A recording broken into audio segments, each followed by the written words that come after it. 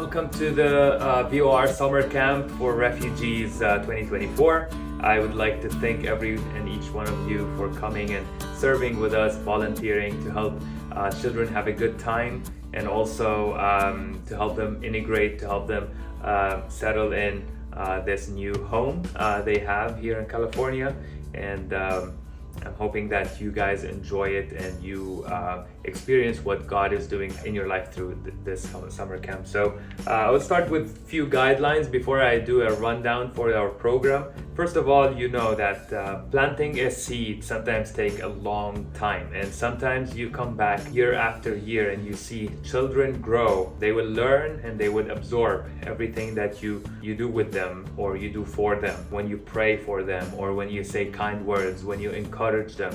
Those things stick in them, just like we have experienced times where somebody has encouraged us and somebody has treated us with kindness, and those things actually make a bigger impact on people who are displaced. Refugees are people who are highly probably educated, people who had a home, but unfortunately because of war, persecution, because of violence, sometimes just like me, I'm a refugee who was forced to flee from the Middle East to come here to California to be safe. A lot of those families are like that, and the kids are isolated most of the time here because of the parents trying to get jobs, trying to survive.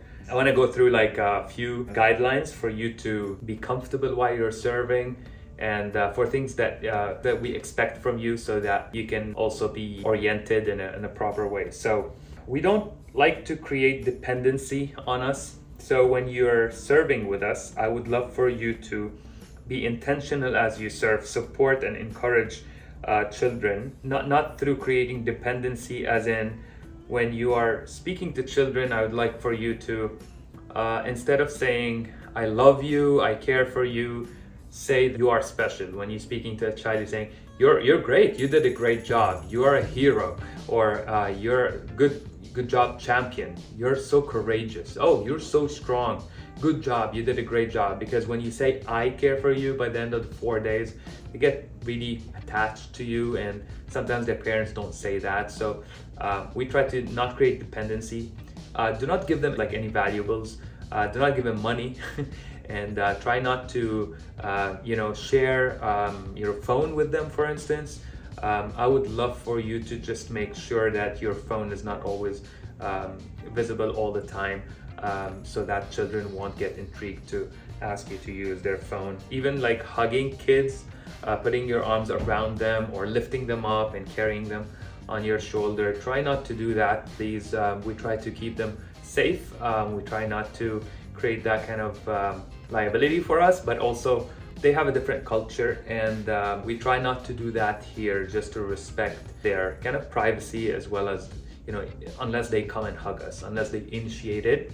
And then if you see a kid that is so clingy to you, just make sure that you kind of explain that they need to kind of not be in your personal space, because that's part of the training for them to integrate in society, so that they don't do the same with their teachers or with their with people around, because you want to keep them safe. Not everybody will treat them like you treat them, and we don't want them to do that with strangers later on. So other than that, I would love for you to dress modestly, so you can move freely, but also be modest in how you dress. Just always think about how I'm gonna be an image of God and how I'm gonna represent Jesus to those guys. Try to keep the shorts not too short.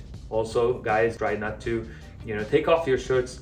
I would rather not to, because we will have some veiled girls who I would rather for you not to even shake their hands. You just do this when you're meeting a veiled girl. For the guys, girls, that's fine. And we're gonna play games, we're gonna have fun, and then eat together, be with them, be present with them.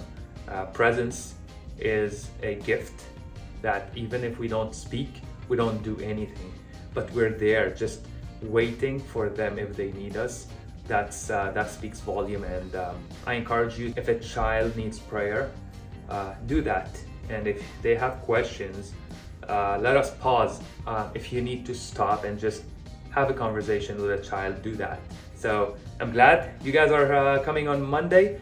So thank you for joining us, and let's go.